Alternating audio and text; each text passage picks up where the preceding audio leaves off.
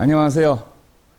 자, 이번 학기에 12번째 마지막 강의네요. 참 세월 빨라요. 예, 중국의 공정 문제를 다뤄보도록 하겠습니다. 중국이 지금과 같은 국경선을 갖게 된 것은 언제인지 아십니까? 예, 청나라 때입니다. 가깝습니다. 청나라 이전의 중국은요, 지금 영역의 약 4분의 3? 상당히 작았습니다. 만주적 정권이지만 청나라는 성공을 했고요. 상당한 정벌 사업을 해서 지금 영역의 약 4분의 1 정도 되는 영역을 획득해서 현재의 영역을 만들었습니다. 그런데 그 새로 개척한 지역이 만주족 지역이나 한족 지역이 아니라는 것이죠. 그러니까 다시 중화민국이라는 한족 정권이 들어서고 지금은 공산화된 중화인민민주주의 공화국의 한족 정권 아니겠습니까? 이들한테 청나라 때 복속되었던 이민족 지역이 그러니까 반발을 하죠. 우리는 엄연한 독립국가였는데 억울하게 청나라의 만주족 정권에게 복속당했다. 근데 한족 정권으로 바뀌었어도 중국이 그걸 포기하겠습니까? 너희는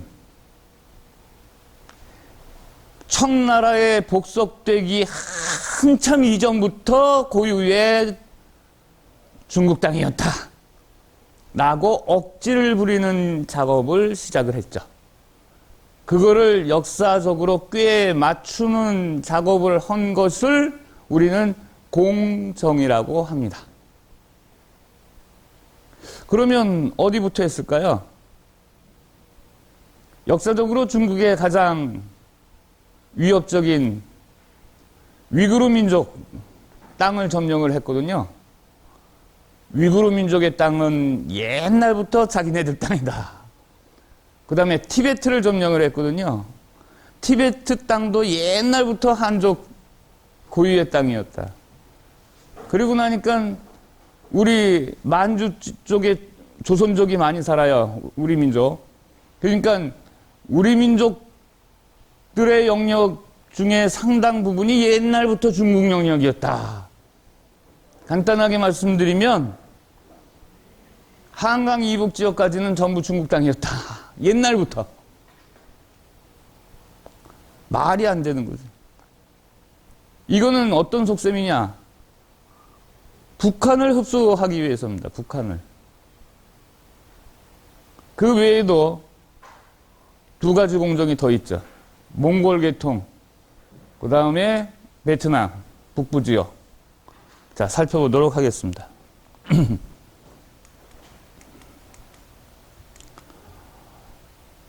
예, 중국의 패권주의의 일환으로 역사를 왜곡하는 것이 공정입니다. 자, 지금의 중국 땅입니다. 근데 요 지역이 옛 위구르 땅이었거든요. 요 지역이 티베트 땅입니다. 요 지역은 월남 동남아시아 북부 지역입니다. 그 다음에 요 지역은 몽골 지방입니다. 요 지역은 바로 조선족 자치구 동북 삼성 지역입니다. 이 5군데를 현재 점령하고 있다는 구실 아래 날로 먹으려고 역사를 왜곡하는 것이 바로 동정입니다. 공정입니다.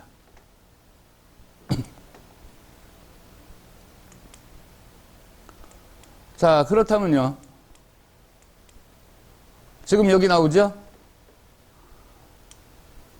신장 위구르 지역, 서북 지역입니다.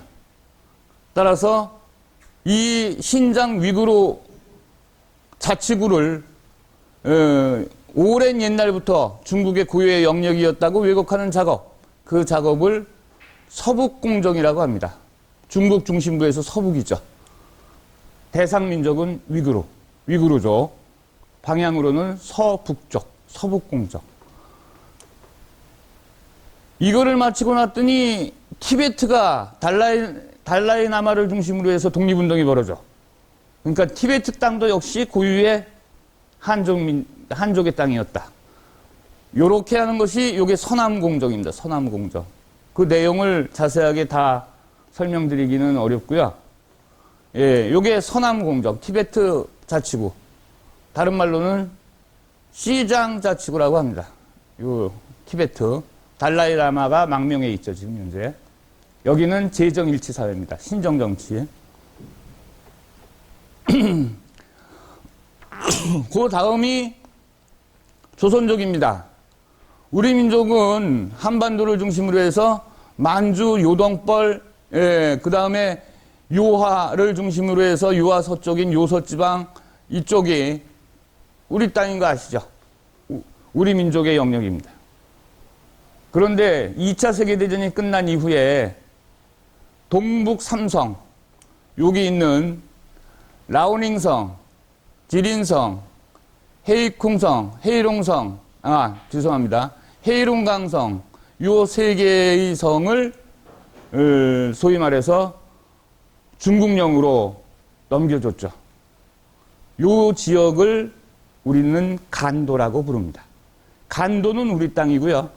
2차 세계대전 끝나고 나서 우리 쪽에 편입이 됐어야 되는데 중국 쪽에 편입이 된 우리 땅입니다. 간도는 우리 땅. 아시죠? 그 간도 지역에 세 개의 성을 행정구역으로서의 성을 마련해 두었다는 겁니다. 그게 동북 삼성입니다. 동북 삼성 전체가 조선족 자치구입니다. 조금 이따 화면에 자세하게 나올 겁니다.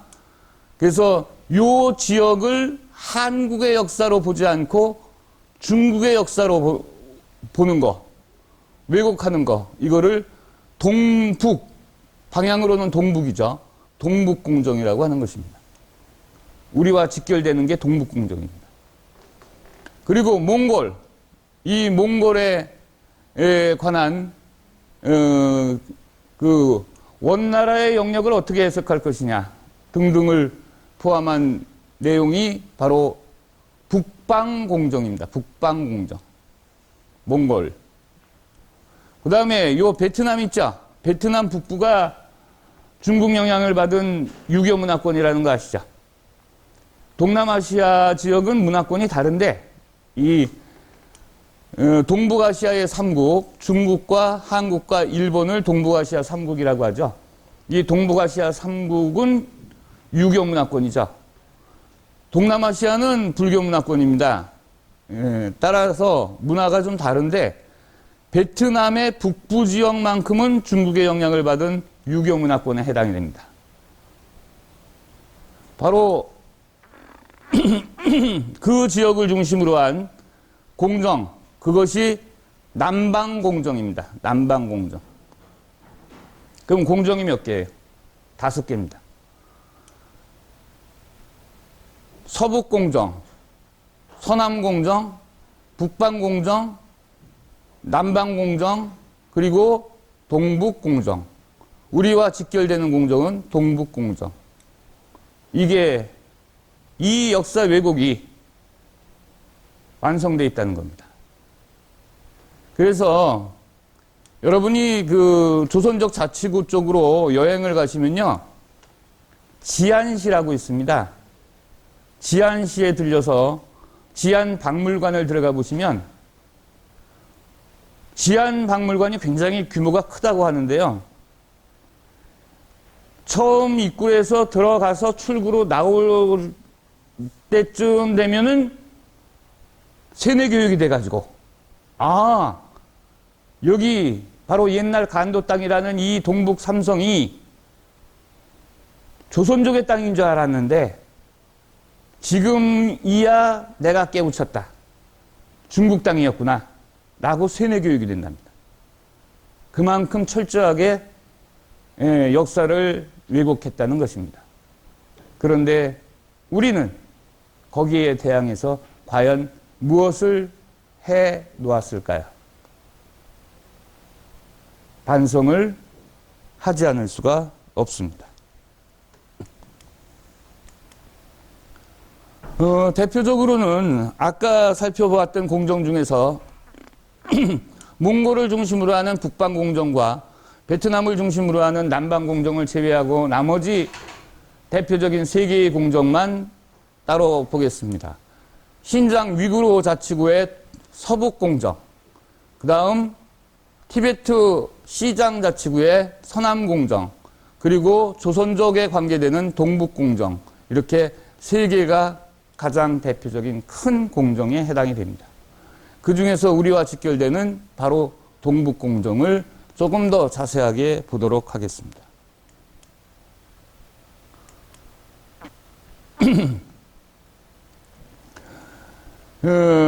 1980년대 초반기에요. 놀라운 문명이 하나 새로 발견되었던 거 아십니까? 세계 4대 문명 그러면 4개의 문명이 전부 아시아나 아프리카 대륙에서 꽃을 피웠죠. 아시아에서 3개, 그리고 아프리카에서 하나. 여러분 잘 아시다시피 가장 오래된 문명은 이라크 지역에 있었던 메소포타미아 문명입니다.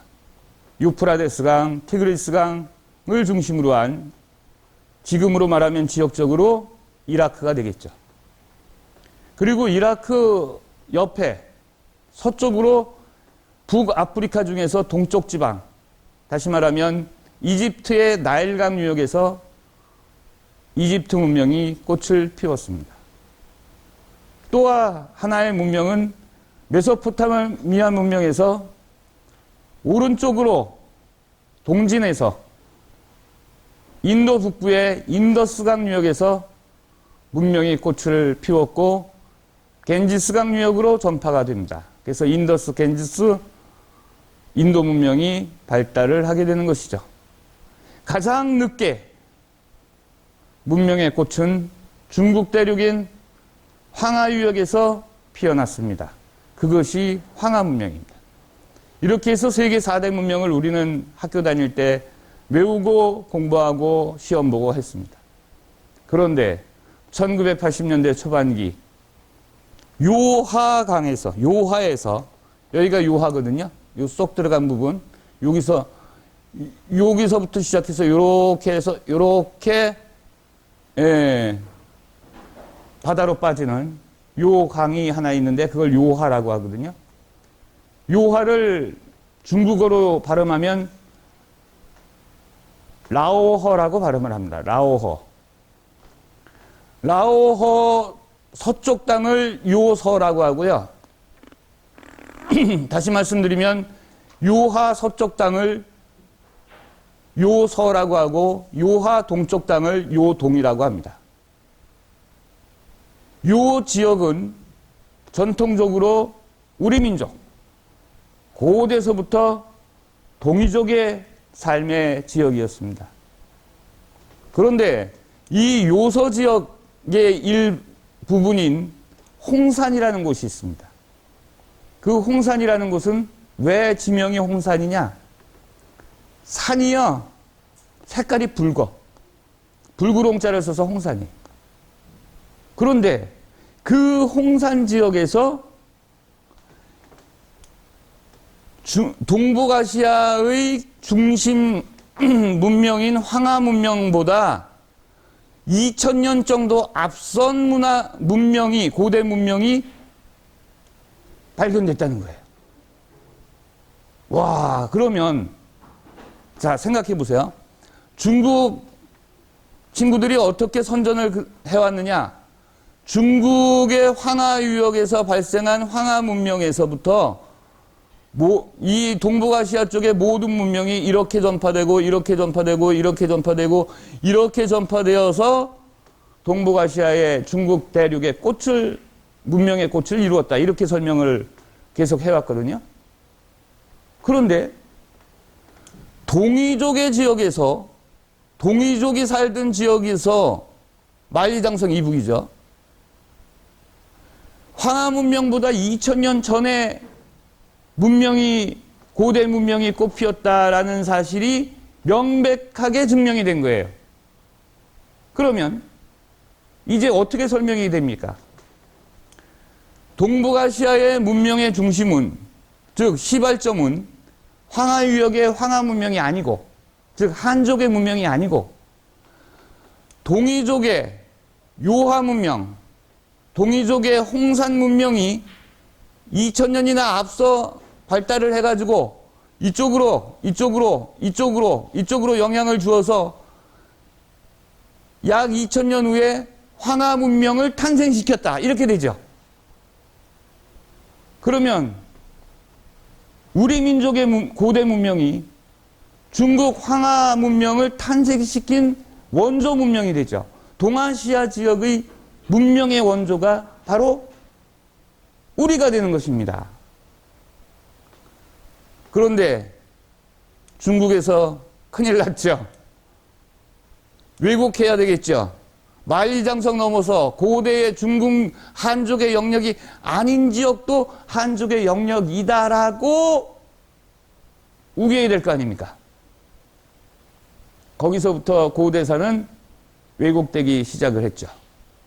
따라서 역사적으로 찾아보니까 요 탕록이라고 있죠. 신화상의 사건입니다. 중국 신화를 보면 중국 한족의 대표자가 누르왕자 황제고요. 동이족의 대표자가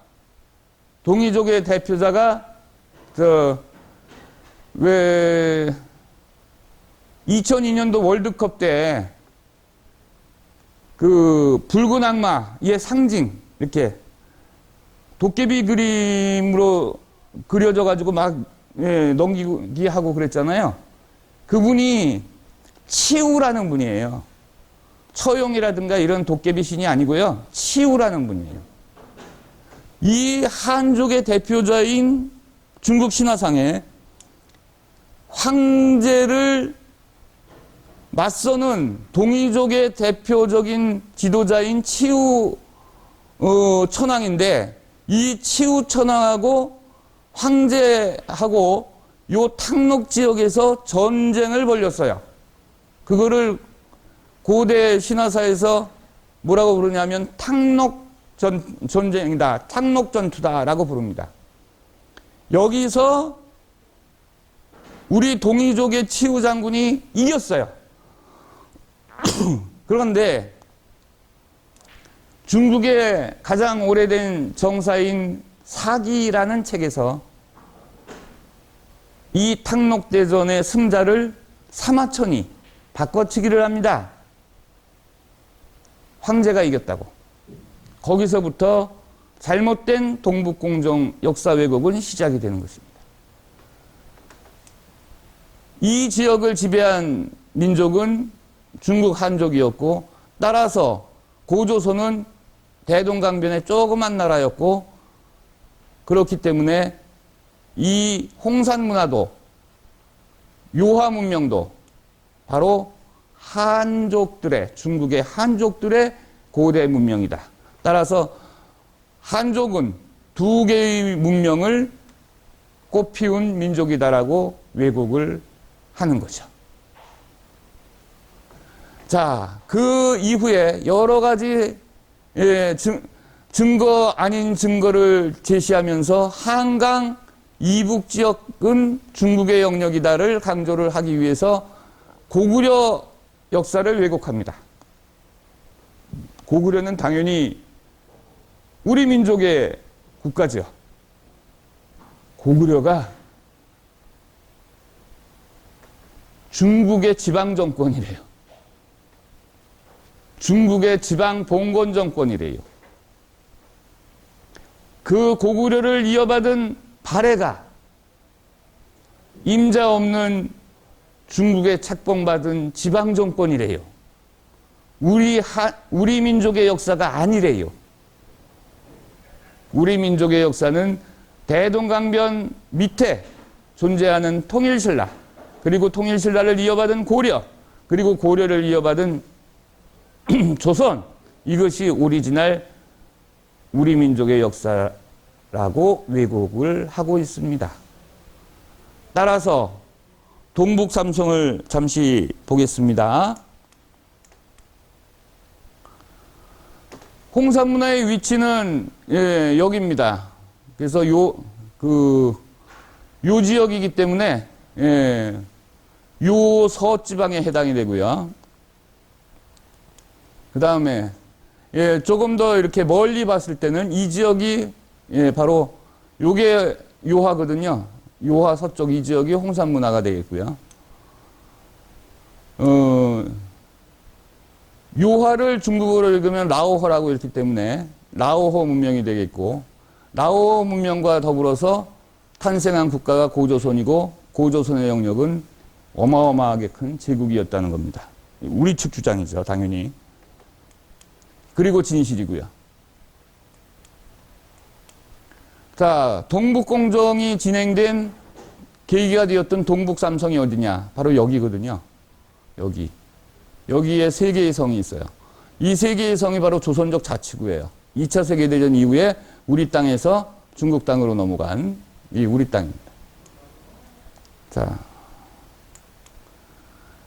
여기 헤이룽장성, 지린성, 라오닝성 해서 압록강, 두만강을 경계로 한 이 세 성을 동북삼성이라고 하고, 옛날에 이 땅을 간도라고 불리웠던 것이죠. 당연히 우리 땅으로 편입이 됐어야 되는데 안타깝기 그지 없습니다. 우리 땅 동북 구성입니다. 동북 삼성입니다. 이 동북 삼성을 중국 영역으로 넣으려고 하니까 당연히 고구려의 역사를 중국 역사로, 발해의 역사를 중국 역사로 집어넣어야 되겠죠. 따라서 여기가 만리장성의 끝이거든요. 산해관.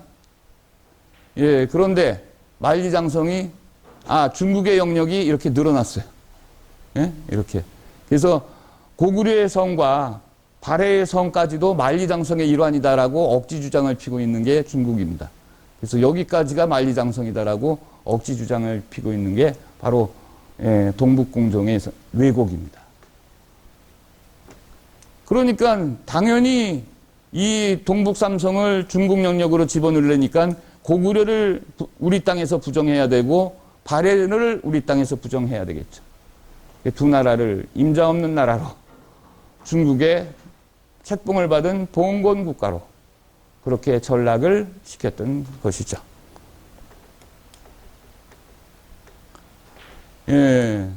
따라서 만리장성 맨 동쪽 성들은 바로 이 성이죠. 고구려와 발해의 산성이었던 것입니다.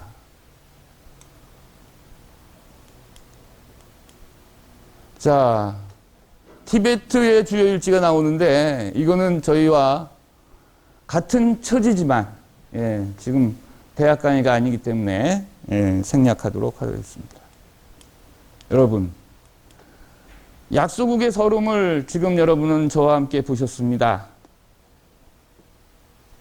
결론 말씀드리겠습니다. 대한민국은 망하지 않습니다. 대한민국은 선진국의 제일 가는 선진국이 될 것입니다. 그런데 북한 정권이 무너졌을 때 북한 정권의 영역을 중국이 노리고 있다면 어떡하시겠습니까? 노리고 있다면 그 속셈을 목적으로 한다면, 그래서 미리 동북공정으로 역사 왜곡의 작업을 하고 있는 거라면, 해놓은 거라면 우리는 북한을 대한민국 영역으로 통일해야 되지 않겠습니까? 여기서 마치겠습니다. 그동안 감사했습니다.